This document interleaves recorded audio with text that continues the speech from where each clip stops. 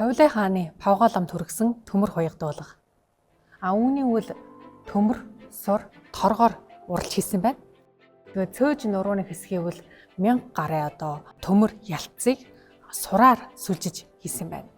Тэгээ мөн хормойны хэсгийг бол торгон хөөгөр уралж хийсэн байна. Өнөөдөр болтол 700 жилийн турш бүрэн бүтнөөрөө хадгалагдаж ирсэн маш ховор няндан түүхэн дурсгал зүйл болно. Дуулга нь ган хийцтэй, диаметр нь 23.5 см, арын өндөр 40 см.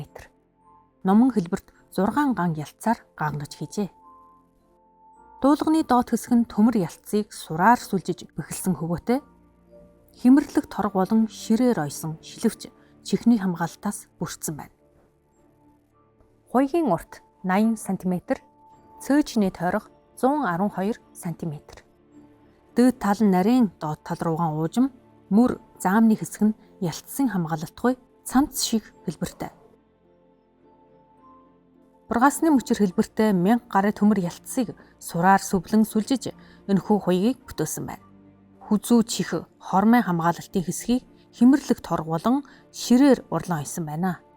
Химэрлэгийг шорглан хөх ногоон өнгөөр дэвсгэр болгож удвал мандарва цэцгэн болон угалзарсан үүлэн хийгээр гойсон ажээ.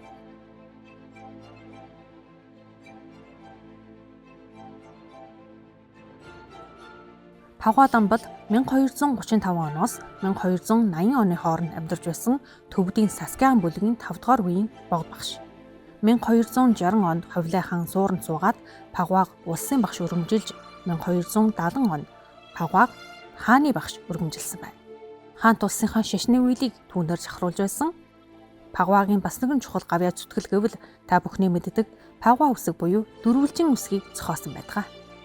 1274 он Хавилай хөвгүн Чинхэмдэн цэрэг өгч Павга хамгаалan төвд оронд хүргэсэн байдаг.